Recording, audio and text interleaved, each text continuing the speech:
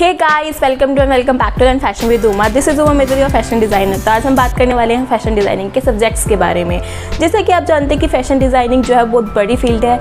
आपको यहाँ पे कई तरह के जॉब रोल्स मिलते हैं, तो आपको यहाँ पर बहुत सारे सब्जेक्ट्स की नॉलेज लेनी पड़ती है।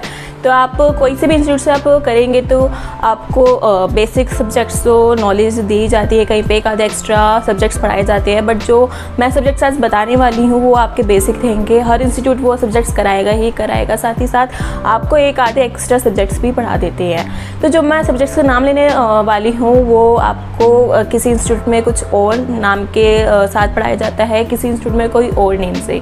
तो जो हमारा पहला सब्जेक्ट है फैशन डिज़ाइनिंग में, जो कि बहुत बेसिक सब्जेक्ट है और हर इंस्टीट्यूट या हर फैशन डिज़ाइनिंग वाला वो इस सब्जेक्ट को करवाता ही है, उसका नाम है फैशन इलस्ट्रेटर या फैशन स्केचिंग भी कह सकते हैं। किसी इंस्टीट्यूट में स्केचिंग के नाम से इस सब्जेक्ट को कराया जाता है। तो फैशन स्केचिंग ऐसे यू नो कि स्केचिंग जो है फैशन डिज़ाइनिंग के लिए मस्ट रहती है, क्योंकि इसी के थ्रू हम अपने आइडियाज़ को एक्सप्रेस कर सकते हैं। तो आप जो फैशन स्केचिंग है आप 2 वेज में कर सकते हैं, या तो आप हैंड इलस्ट्रेट कर सकते हैं या फिर आप डिजिटली ड्रॉ कर सकते हैं। बट मैं आपको कहूँगी कि आपको दोनों ही आना चाहिए।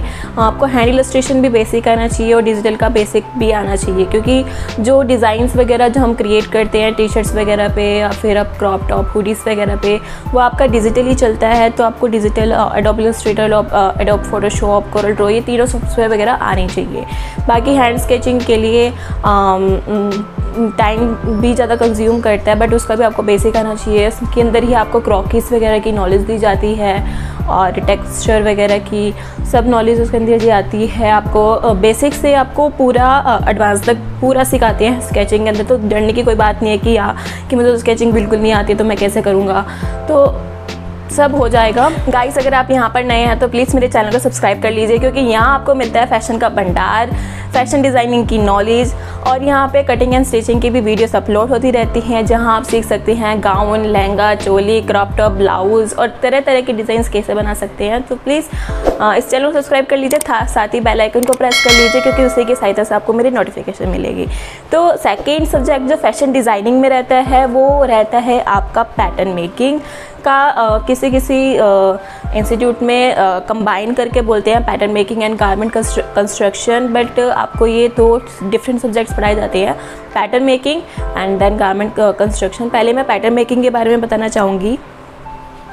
तो pattern making as you know कि आपको पता चल रहा है, क्योंकि हमें पैटर्न्स बनाने पड़ते हैं। कुछ भी गारमेंट्स कंस्ट्रक्ट करने से पहले आपको पता है कि अब हमें कुछ उसका पैटर्न बनाना पड़ेगा ताकि उसको हम ट्रेस कर सकें अपने फैब्रिक पे। देखो, जो टेलर्स होते हैं वो अपना डिज़ाइन सीधा फैब्रिक पे कट कर लेते हैं, क्योंकि उन्हें वास्ट नॉलेज ऑलरेडी होता है और एक्सपीरियंस होता है, तो वो डायरेक्ट कटिंग कर लेते हैं। बट जो फैशन डिज़ाइनर्स होते हैं वो कीप एक्सपेरिमेंट करते हैं। तो वो जब भी अपना नया डिज़ाइन क्रिएट करते हैं तो उन्हें पहले वो पैटर्न पेपर्स पे बनाकर फिर ट्रेस करते हैं अपने फैब्रिक पे।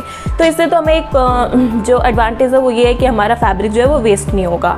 सेकेंडली, आप अगर जाओगे इंडस्ट्रीज़ के अंदर तो वहाँ आप देखोगे कि जो बल्क में जो कटिंग होती है वहाँ पे हमें पैटर्न मेकिंग यूज़ रहता है। कि अगर आप शर्ट्स देखोगे तो शर्ट्स में क्या होता है कि आपको कॉलर का जो होता है वो कॉलर का अलग पैटर्न होगा, आपकी कफ्स का अलग पैटर्न कट होता है, योक का अलग पैटर्न कट होता है, आपका फ्रंट का अलग पैटर्न कट होता है, बैक का अलग पैटर्न कट होता है।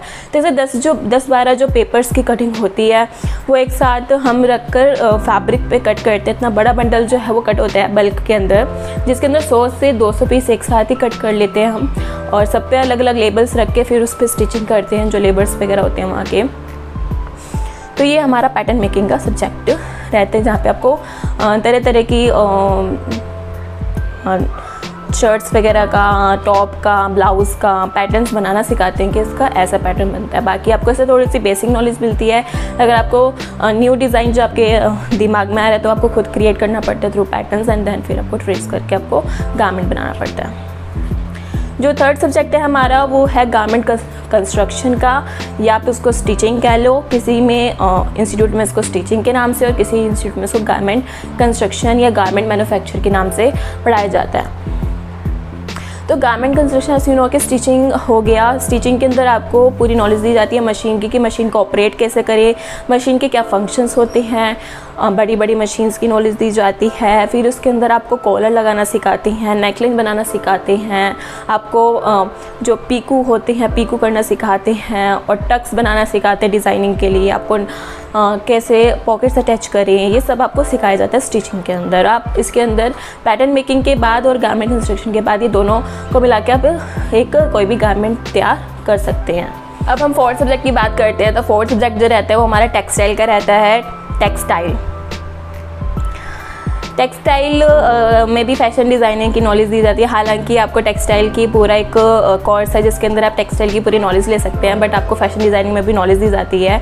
क्योंकि अगर आप कुछ भी मैन्युफैक्चर करोगे तो एटलीस्ट आपको फैब्रिक की तो नॉलेज होनी चाहिए, कौन सी फैब्रिक पर आपको वर्क करना चाहिए। बाकी आपको पता होना चाहिए कि वीविंग क्या है, निटिंग क्या है। इसके अंदर आपको पूरा प्रोसीजर बताते हैं कि आपका फैब्रिक कैसे पूरा स्क्रैच से कैसे फैब्रिक बनता है, यार्न कैसे बनता है। आपको लाइक कॉटन जो होता है, कॉटन नाम पढ़ते हैं कि आपको कॉटन से पूरा कॉटन का फैब्रिक कैसे बनाया जाता है। आपको इसके अंदर इंडस्ट्री भी विजिट कराई जाती है जहाँ आप मशीन्स के बारे में देखते हैं कि मशीन्स में वीविंग कैसे होती है, फैब्रिक कैसे बन रहा है। लूम्स मशीन्स के बारे में पढ़ते हो। उसके बाद आपको प्रॉपर्टीज़ वगैरह बताए जाते हैं कि इस फैब्रिक की ये प्रॉपर्टीज़ रहती है, इस नेचुरल फाइबर से ये प्रॉपर्टी रहती है। तो टेक्सटाइल में हम पूरा वाइड में पढ़ते हैं। बाकी जो हमारी इंडियन की जो फेमस स्टेट्स की आउटफिट्स रहते हैं वो भी पढ़ते हैं।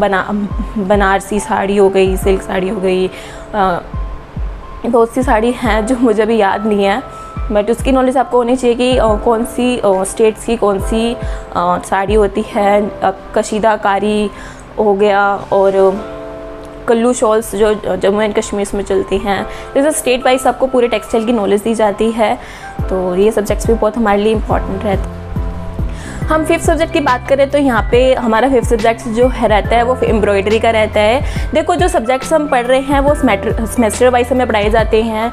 लाइक जैसे मैंने जब फैशन डिज़ाइनिंग की थी तो मेरे फर्स्ट सेमेस्टर में 6 सब्जेक्ट्स थे, दैन सेकंड सेमेस्टर में 6 सब्जेक्ट्स रहे हैं। ऐसे ही सेकंड ईयर में 6 सब्जेक्ट्स एंड सेमेस्टर फोर्थ में हमारे 6 सब्जेक्ट्स। ऐसे पूरा डिवाइड रहता है। बट कुछ लाइक टेक्सटाइल जो हमारा है वो पूरा वाइड है, तो इसको 2 पार्ट्स में डिवाइड कर दिया गया था।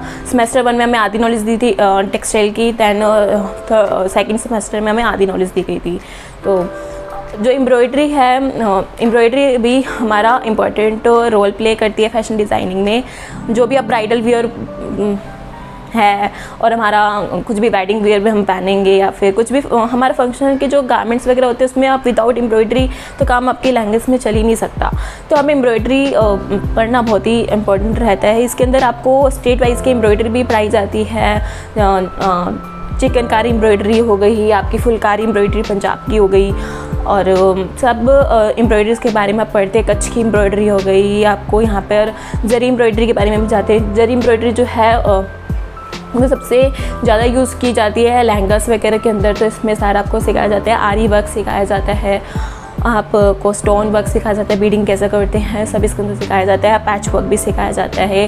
जो बेसिक हमारे स्टिचेस रहते हैं एम्ब्रॉयडरी की वो भी सिखाया जाता है। तो एम्ब्रॉयडरीज़ का जो नेम दूसरा होता है वो ट्रेडिशनल टेक्सटाइल भी कहा जाता है, क्योंकि ये हमारे इंडियन की देन है एम्ब्रॉयडरीज़ वगैरह।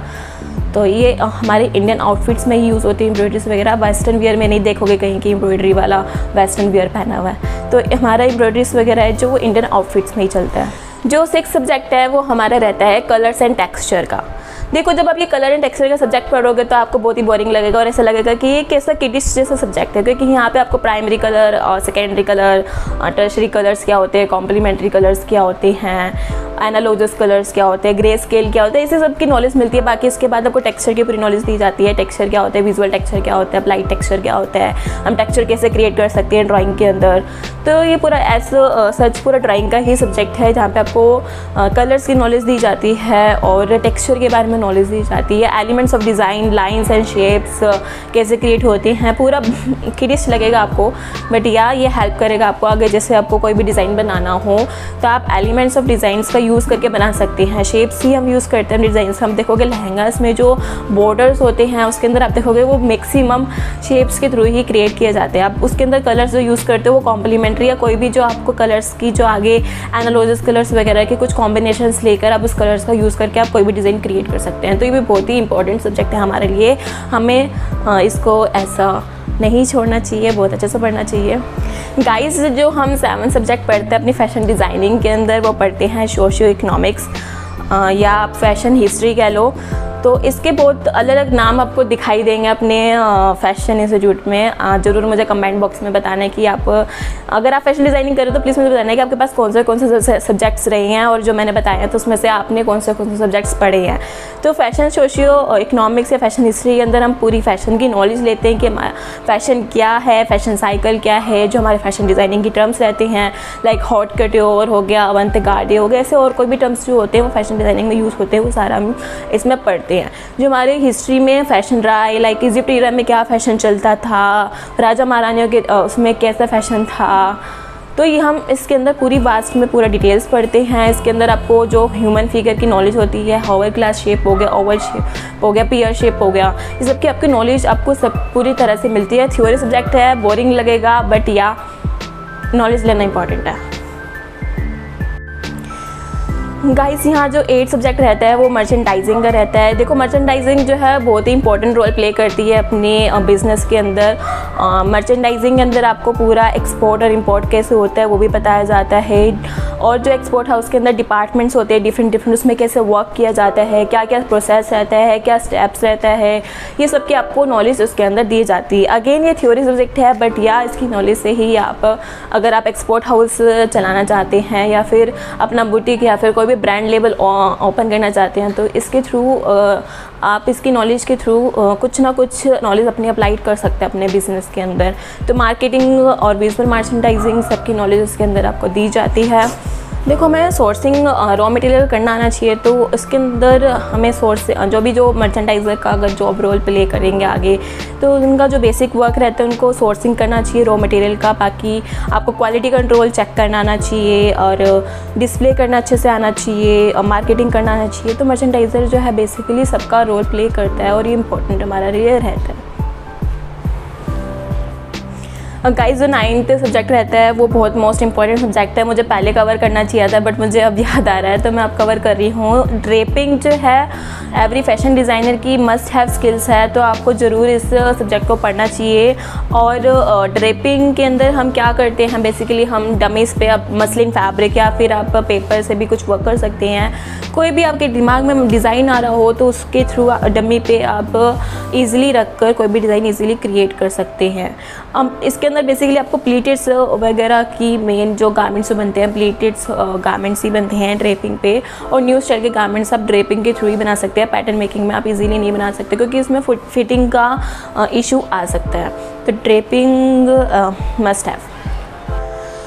जो 10वां सब्जेक्ट रहता है वो हमारा कंप्यूटर एप्लीकेशन एंड डिज़ाइंस रहता है, जहाँ हमें नॉलेज दी जाती है कि आपको कंप्यूटर के अंदर कैसे कैसे डिज़ाइन क्रिएट करने होते हैं। आपको वर्ड की बेसिक नॉलेज दी जाती है, MS एक्सेल की नॉलेज दी जाती है, MS पावर पॉइंट की नॉलेज दी जाती है।